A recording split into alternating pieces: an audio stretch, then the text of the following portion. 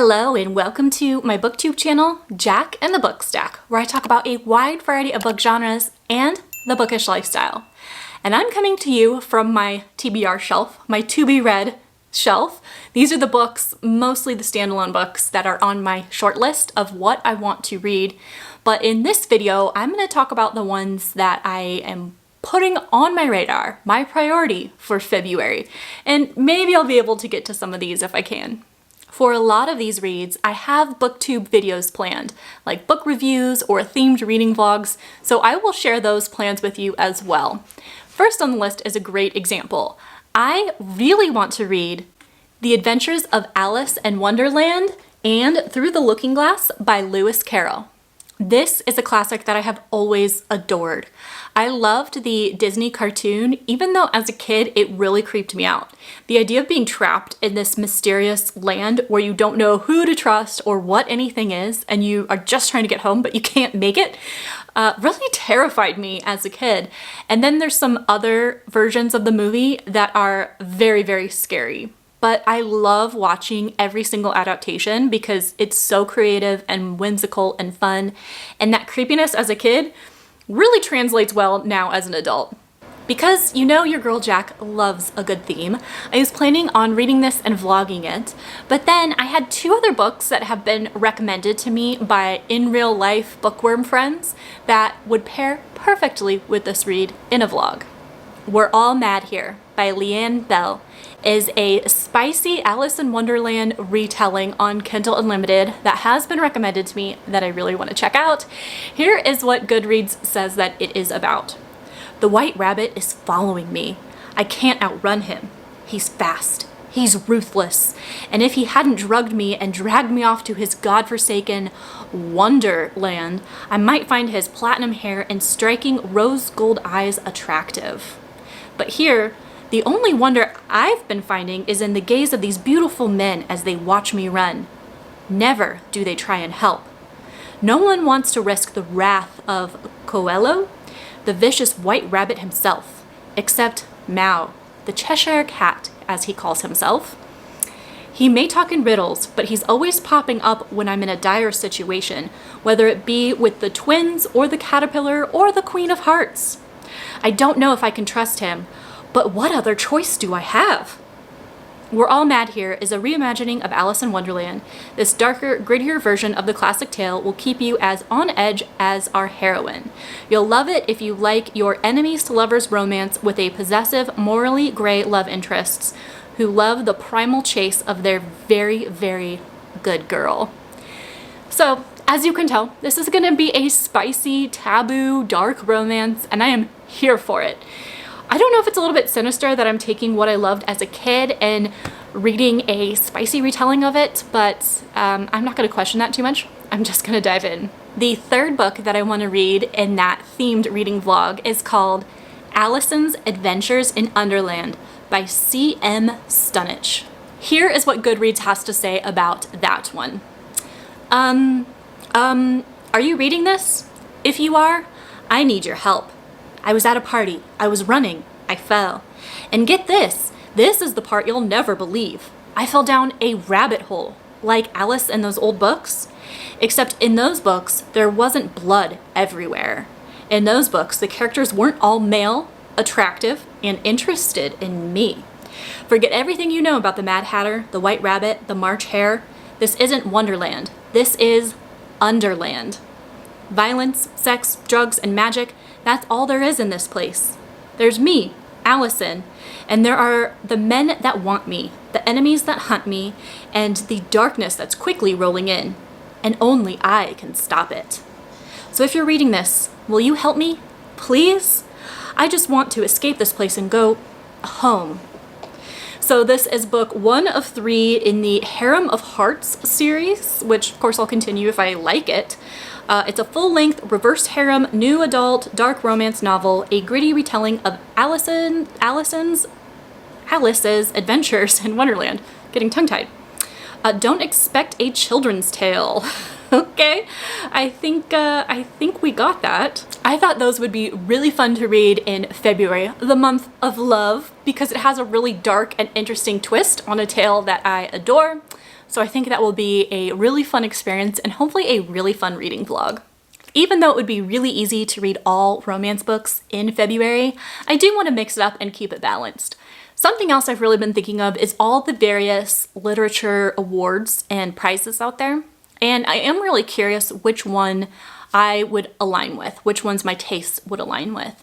So the first one I want to check out is the Women's Prize for Fiction. So I want to do a reading vlog on that, tell you why I'm going to focus on this award first. But I did pick 3 books that are previous winners that I thought would be really fun to read this month. The Book of Form and Emptiness by Ruth Ozeki is one of them on the list. This one is kind of magical realism where this young boy has household items talk to him, but not in any words he can understand, but he can like understand their tones, which seems interesting. And this says it's a brilliantly inventive novel about loss, growing up, and our relationship with things. With its blend of sympathetic characters, riveting plot, and vibrant engagement with everything from jazz to climate change to our attachment to material possessions, The Book of Form and Emptiness is classic Ruth Ozeki. Bold, wise, poignant, playful, humane, and heartbreaking. So I'm ready. I'm ready to have my heart broken. The next book that I heard talk about in the Women's Prize for Fiction is Hamnet by Maggie O'Farrell. I've seen this one around. I didn't necessarily hear from it from this award, but I figured it would be perfect to pick it up for this reading vlog. This says that it is a luminous portrait of a marriage, a shattering evocation of a family ravaged by grief and loss, and a tender and unforgettable reimagining of a boy whose life has been all but forgotten and whose name was given to one of the most celebrated plays of all time. Hamnet is mesmerizing, seductive, impossible to put down, a magnificent leap forward from one of our most gifted novelists.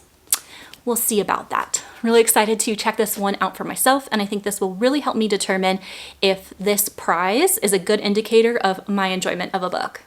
The final book I'm hoping to read for that reading vlog is Demon Copperhead by Barbara Kingsolver. This is another one I did not need the Women's Prize for Fiction list to tell me to check out. You can see it has Oprah's Book Club 2022, and it says it's the winner of the Pulitzer Prize. So I guess I have a couple other indicators of how my tastes align with those awards. This is a reimagining or retelling of David Copperfield by Charles Dickens, and at the time of filming, I have not read it yet, but I'm hoping to read that before I read this so I can do a comparison. No promises though if I make it. But this one also says that Demon Copperhead speaks for a new generation of lost boys and all those born into beautiful, cursed places they can't imagine leaving behind. Kind of a coming of age story, I think, and exploration of poverty. And really, really excited to check this one out. I bought this one like new from Amazon and I was hoping to pick it up right away, but as we all know, it doesn't always happen that way. So February is the time I will be getting to Demon Copperhead, and I'm very much looking forward to it. Big news for this next pick for my TBR, and this aligns with my 2024 goals of the books that I want to read this year. I will do a dedicated reading vlog for it, and it's going to be part of a series. That's because I am going to read The Way of Kings by Brandon Sanderson, book 1 in the Stormlight Archives. Yes, I am hoping to read the entire Stormlight Archive series this year, which is a big undertaking because these are like 1,000 pages each. And it will conclude in December when I read the 5th book that is due to come out. I feel like I am on the precipice of greatness right now. So many fantasy readers say that this is their favorite all-time series. I think book 2 is the one that they normally highlight as their favorite book. And I see it as like favorite book of all time on like people's list. So I'm so hyped. I'm trying not to hype myself up too much because I don't want, inflated expectations and then be disappointed. But Stormlight Archive is one that I can't help but be excited for it. So I'm hoping to vlog my reading experience with each book in the series. And so this will be the first one. I will add it to my Brandon Sanderson playlist because he has quickly become one of my favorite authors, and I vlog a lot of the times I read his books because I just know that I'm likely to enjoy them. So this will hopefully also happen in February. Those are the books that I have plans for corresponding videos, but that's not all I plan to read in February. It is my goal to read one nonfiction per month at least. And so this month, my pick is A Curious History of Sex by Kate Lister. I mean, come on, could there be a better pick for February than this nonfiction? I don't think so. I nailed the theme on this one. GoodReads says that the act of sex has not changed since people first worked out what went where, but the ways in which society dictates how it is culturally understood and performed have varied significantly through the ages. Humans are the only creatures that stigmatize particular sexual practices, and sex remains a deeply divisive issue around the world. Attitudes will change and grow, hopefully for the better, but it will never be free of stigma or shame unless we acknowledge where it has come from. I think this sounds really interesting. I mean, I don't know if you're a fan of nonfictions. A lot of people think nonfictions are boring, and I have a hard time with history type nonfiction, but with this subject matter, I think I'll make an exception, and I am very optimistic that I will enjoy this read. Just because I said I didn't want to focus on only romance in the month of February doesn't mean I don't want to read any romance. I'm really excited to get to some of these next reads. My highest priority will be all 4 books in the Gold Rush Ranch series by Elsie Silver. I loved Elsie Silver's other series, Chestnut Springs. I love the chemistry between the characters. I love the spice. I love the cowboy aspect, some of the small town stuff, the family and the found family. So I have high expectations going into this next series. And I mean, I love horses, so that's always fun. Horses on all these covers. So high hopes. I may switch back and forth between these physical books, and also they are on Kindle Unlimited, which adds a lot of variation to my reading, like the different formats. So I'm excited for that because I can like sit on the couch at night when my boyfriend's watching a movie and I can dip into this romantic world. And if I'm not sick of dark romance books after reading those Alice in Wonderland spicy retellings, I do want to continue in another series that I have started. Kill Switch by Penelope Douglas is book 3 from the Devil's Night series. I can admit the Devil's Night series is not a perfect dark romance series. In the first 2 books, Penelope Douglas does flashbacks to when our characters are teenagers, and it kind of icks me out. I mean, most of the spicy stuff happens when they are of age, like in their 20s, but still, I have a difficult time with that at times. However, I do want to continue in the series. I've heard great things about book 3 in the series, so I want to check this one out. This is another one that I have the physical edition for, but it is also on Kindle Unlimited, so I can always rely on that to switch up the formats and keep me engaged in the reading process. This series of interconnected standalones follows a group of guys who like to wreak havoc on their hometown the night before Halloween, Devil's Night, every year, and the spicy romance that follows suit with that. And this one is really interesting because it's with a character that has been like a villain in the past. So I expect this one to be very, very dark, but again, heard great things. So really excited to check it out. And oh my God, I just love this cover. I know you're not supposed to judge a book by its cover, but like if Jack and the Book Stack could design a cover, it would be this. All right, guys, hopes and prayers, please. This is a lot of books. I have ambitious plans for February, but I always do. And this isn't even counting the ones that I don't own, the ones that I'm checking out from Kindle Unlimited or on Libby. These are just the ones that I own. Maybe I should go book shopping. What do you think? Thank you so much for hanging out with me in this TBR video.